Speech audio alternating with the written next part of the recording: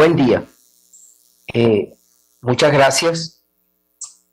Más que agradecido, honrado de haber sido considerado para participar en este evento en homenaje a mi viejo, el doctor Omar Pérez. En mi concepto, uno de los genetistas más brillantes que ha parido este país y más productivos. Bendición, mi viejo, yo sé que estás ahí.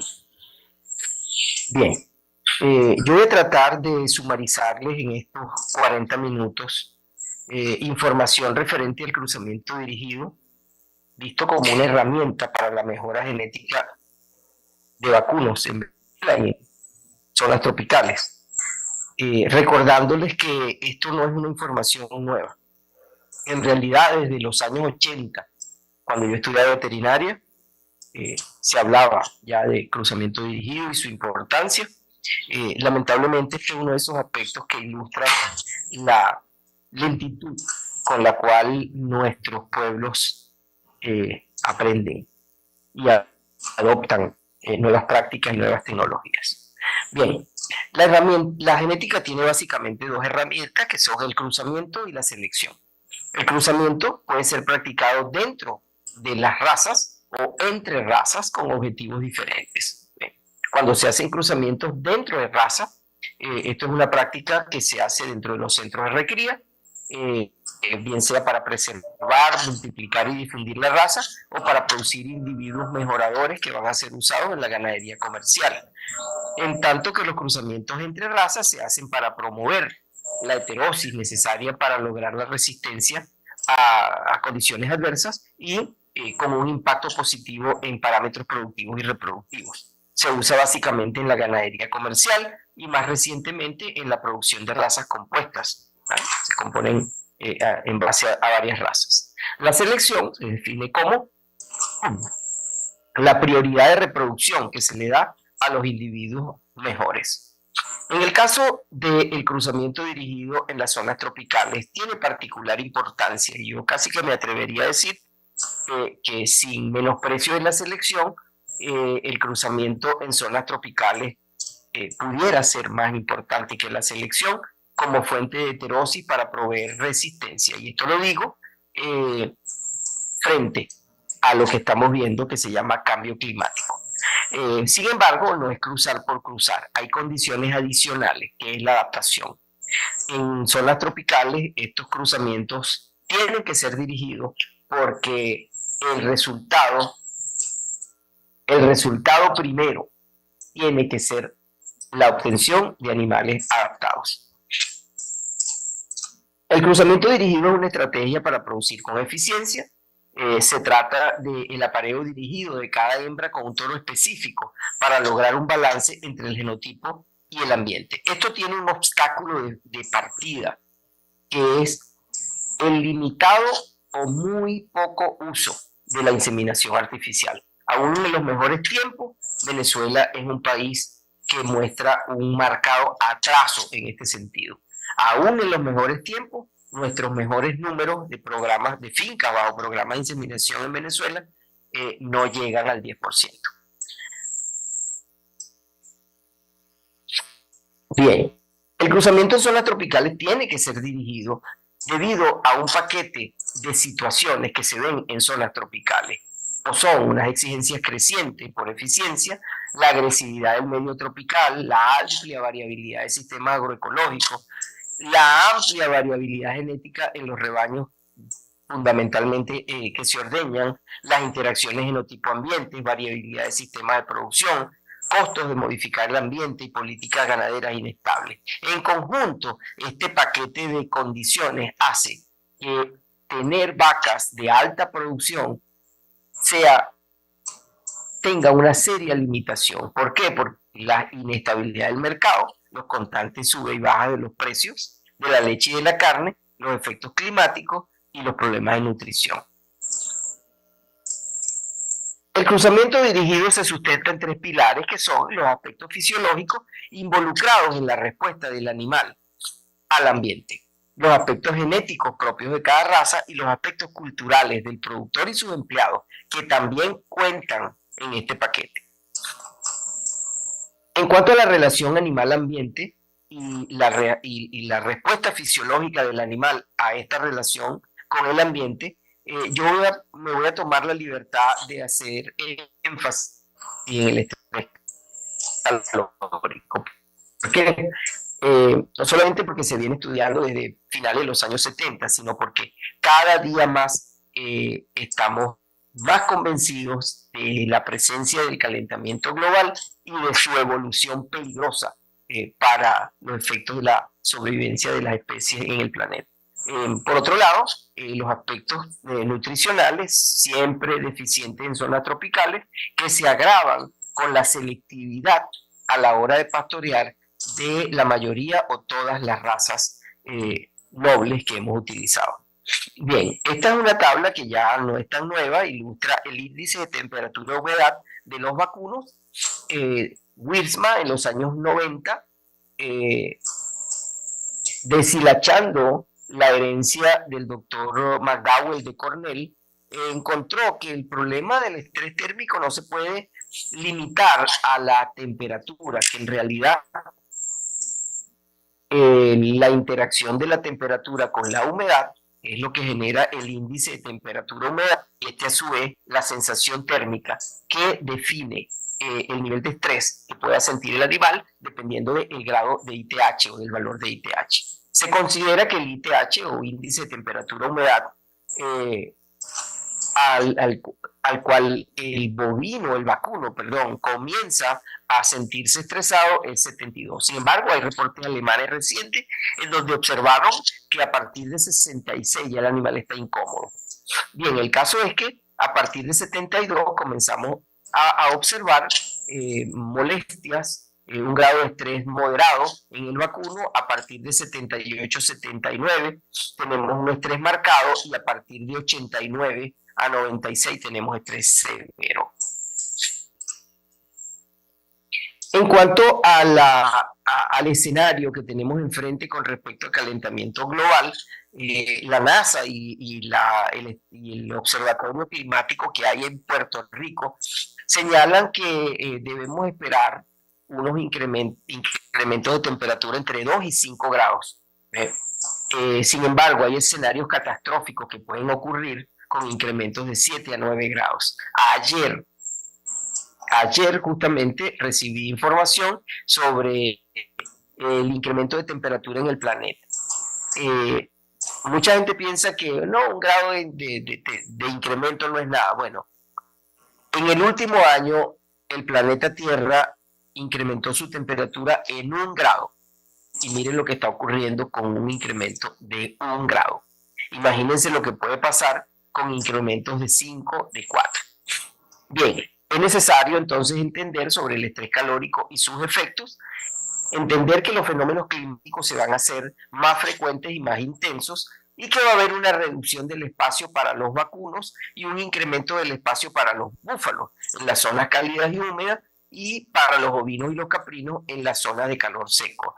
Es necesario increpar a los productores que están en estas zonas climáticamente límite a que se preparen, que empiecen a estudiar sobre el manejo, producción, etcétera, de estas especies, porque muy posiblemente les va a tocar migrar hacia esas especies, y es necesario que no improvisen. Aquí les muestro datos de lo que está pasando en la cuenca del Zulia. Aquí tienen la Villa del Rosario. Observen ustedes, a lo largo de todo el año, el índice de temperatura y humedad por encima de 80. ¿Qué significa esto? Vacas severamente estresadas por calor a lo largo de todo el año.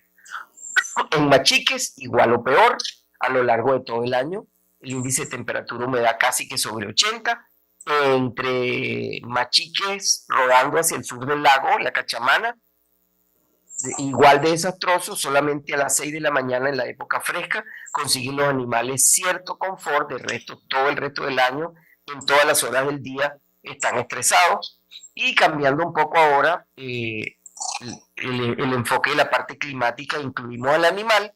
Quiero traer a colación este estudio ya no tan reciente, 2010, un estudio brasilero de Gómez Silva, en donde consiguió en vacas gusolandas, es decir, negras, una captación de radiación total de 640 watts por metro cuadrado. Bueno, saquen la cuenta, una vaca tiene normalmente entre 3 y 3,5, a veces 4, dependiendo del tamaño de metros cuadrados de piel. Una vaca con 4 metros cuadrados de piel estaría captando 2.400 watts, solo por el hecho de ser negra. Y es por eso que nosotros venimos recomendando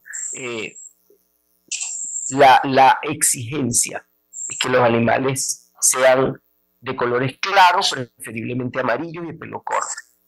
Estos son experimentos nuestros en la zona de Perijá, en donde observamos que los animales de color negro tuvieron una mayor temperatura de piel que los animales rojos y los animales amarillos. Asimismo, la constante fisiológica de estos animales, frecuencia respiratoria, temperatura rectal, pH de saliva y temperatura de piel, se reflejaron un estrés severo, aún siendo vacas 5/8 Holstein, perdón, 5/8 Brahman, de Brahman rojo con Holstein rojo, que popularmente se asume que son más resistentes al calor. No encontramos eso. La frecuencia respiratoria estuvo fuertemente incrementada por encima de lo normal, el pH de la saliva por encima de lo normal. Esto implica caída de la digestibilidad de todo lo que el animal coma, la temperatura rectal sostenidamente incrementada desde la mañana hasta la tarde en ambas épocas,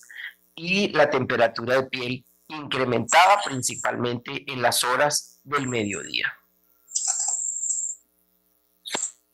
En este otro experimento comparamos evaluamos el efecto de la interacción estación, color del pelo y la hora sobre la frecuencia respiratoria. Observamos que independientemente de la época, cálida, húmeda o fresca, los animales amarillos siempre tuvieron una menor frecuencia respiratoria que los animales rojos y mucho más que los animales negros.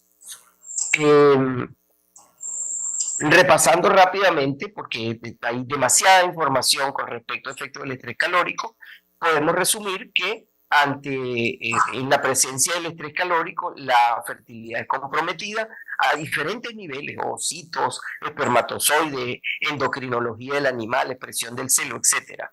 Hay depresión del consumo voluntario, de la digestibilidad y en consecuencia de la producción de leche. También hay depresión del crecimiento y de la inmunidad. Más recientemente publicamos este trabajo en toros alojados en una central de producción del estado Zulia, y observamos que la concentración espermática estuvo a lo largo de todo el año por debajo de lo reportado como normal para toros, es decir, 260 millones de espermatozoides por ml. Estos estuvieron siempre por debajo. En la época de calor seco, los cebuinos tuvieron mejor concentración. Sin embargo, cuando llegamos a la época crítica del estado Zulia, que es la época de calor húmedo, todos los genotipos bajaron su concentración espermática y disminuyeron la congelabilidad. Imagínense lo que puede pasar con los toros a nivel de finca, siendo estos toros alojados en una central de producción de semen, bien alimentados, bien guarecidos de los efectos climáticos, baños todos los días, etcétera, y miren lo que pasó. Más recientemente, entonces, tenemos otros reportes mucho más preocupantes que señalan que el estrés calórico en la vaca gestante puede inducir a la reprogramación genética del feto, causando de esta manera efectos crónicos, depresores, producción de leche y la fertilidad, debido a que bajo estas condiciones de estrés calórico hay aproximadamente 400 genes afectados que van a dañar o a inducir al feto a reprogramarse para sobrevivir. En cuanto a aspectos genéticos propios de la raza, necesitamos considerar cuál es la orientación zootécnica de la raza, y en este particular tenemos algunas objeciones al catálogo de razas, al catálogo internacional de razas, y ya vamos a hablar de eso. La resistencia a parásitos y enfermedades necesaria en zonas tropicales, problemas citogenéticos en razas nobles de uso tradicional que nunca hemos explorado, y el temperamento, especialmente en las razas cebuinas. En cuanto a la orientación zootécnica, es necesario entender que el catálogo de razas no es igual para nosotros. Es necesario tener claro a partir de cuántos kilos de leche una vaca es lechera en países desarrollados de clima templado y a partir de cuántos kilos de leche una vaca es lechera para nosotros. Y entonces en ese momento vamos a entender que hay una cantidad de ventajas comparativas dadas por un abanico de opciones muy grandes en donde se incluyen razas cárnicas y doble propósito que nunca antes habíamos visto y que su uso puede perfectamente producir la vaca que estamos buscando, solo que nunca hemos mirado en ese sentido. Luego, también tenemos que considerar las implicaciones fisiológicas de entender este abanico de opciones. Cuando nosotros incluimos dentro del paquete, ¿verdad? Como opciones de cruzamiento a algunas razas cárnicas y doble propósito y entendemos que ellas tienen unos perfiles de tiroides más bajos, entendemos entonces por qué esas razas pueden tolerar mejor las condiciones de estrés calórico que las razas lecheras especializadas, que producen el doble de la tiroides que puede producir las razas carne. Entonces, en algún rato que tengan, mediten sobre cuánta leche define una raza como lechera en nuestras condiciones y en cuánto debe producir esa raza en condiciones de clima templado y países desarrollados. Y se van a dar cuenta de la cantidad de opciones que nunca hemos mirado. Tenemos entonces que redefinir el catálogo de raza. Nosotros lo hemos hecho de esta manera. Dentro de las razas especializadas señalamos como opciones a la Jersey, a la Guernsey, a la rojo sueco. Intencionalmente sacado de aquí al pardo suizo de Holstein porque consideramos que perdieron su capacidad de adaptación y no deben seguir siendo usados en zonas tropicales. Para lechería tropical, Carora, JR, Girolando, Gir, etc. Para doble propósito, básicamente todas las doble propósitos alemanas, algunas razas cárnicas como Beefmaster y Draumaster, para nosotros deben ser consideradas como razas doble propósito porque son razas que producen entre 7 y 9 kilos de leche promedio por lactancia, que son la mayoría de las vacas que nosotros consideramos buenas. Y en el caso de la carne, consideramos posible la incorporación de estas razas como Belga Blue, Angus Ross, Santa Gertrudis, Belmont Red, Cenepol, etcétera, dentro del gen pool para producir animales doble propósitos tropicales. Siguiendo con aspectos genéticos propios de cada raza, tenemos que mencionar la resistencia a parásitos y enfermedades que conseguimos en las razas criollas, cebuinas y más recientemente en compuestos que incluyen otras razas como los cebuinos africanos como el Afrikaner. Y en este particular vuelvo a señalar el tema del cromosoma 20, donde está el gen de pelo corto, y el cromosoma 5 de los cebuinos, donde está el gen o mutación HELP, que en conjunto aseguran esta resistencia. En cuanto a gen de pelo corto, este es un tema obligado.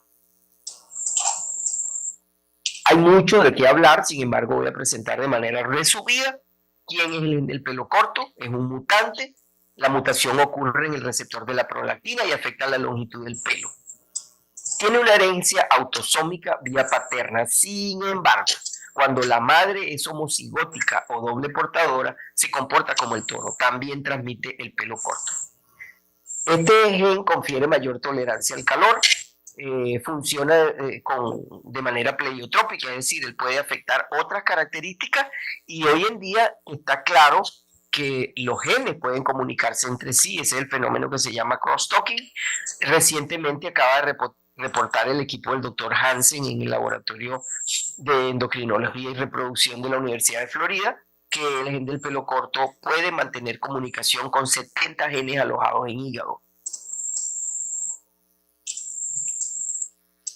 En el caso de los cebuinos es importante conocer descubrimientos recientes que en el cromosoma 5 se aloja este gen mutante HELP, el cual concentra alrededor del 70-80% de todos los genes responsables de los factores de resistencia y producción en los animales cebuinos. Por tanto, en estos programas de cruzamientos dirigidos, nosotros recomendamos juntar a los cebuinos con los criollos para proveer la base donde construir al animal tropical. Hemos conseguido básicamente que con 25 o 30% de sangre europea noble es suficiente para tener el animal que estamos buscando. En cuanto a problemas citogenéticos, prácticamente no conocemos nada. Que yo sepa, a mi conocimiento no se ha hecho ningún estudio sobre la prevalencia o incidencia de estos problemas citogenéticos básicamente asociados a Holstein y que tienen un fuerte impacto sobre parámetros productivos, reproductivos, mortalidad, pero que están presentes. Es necesario legislar. Venezuela no tiene legislación al respecto como otros países, por ejemplo Nueva Zelanda, en donde no se permite el ingreso de toros ni de material seminal portadores de estos problemas citogenéticos. Bien, para concluir en cuanto a la relación del animal con el ambiente, es necesario entender que la fisiología del animal puede ser alterada mediante cruzamiento si esas alteraciones son incompatibles con el ambiente, conducen a la desadaptación, y estos son problemas económicas que se pagan caro. Finalmente, el tema del temperamento tiene que ser considerado. No es solamente pensar en el cromosoma 5 y la mutación GEL del cebuino, hay que entender también que esos animales requerirán un mayor nivel de manejo para controlar este aspecto del temperamento. En cuanto a aspectos culturales, el nivel de manejo posible, el nivel cultural del productor y su personal y la posibilidad de aprendizaje deben ser evaluadas antes de plantear un plan de cruzamiento dirigido, porque este es un factor determinante de éxito o de fracaso. Bien, el cruzamiento dirigido tiene sus procedimientos. Podemos resumir aquí básicamente que hay una relación entre el nivel de mestizaje, el ambiente, el nivel de manejo y el punto de equilibrio económico. En la columna derecha tenemos a las razas Bostaurus que aportan genes de producción. En la columna izquierda tenemos al bocíndico y a los criollos que aportan genes de resistencia.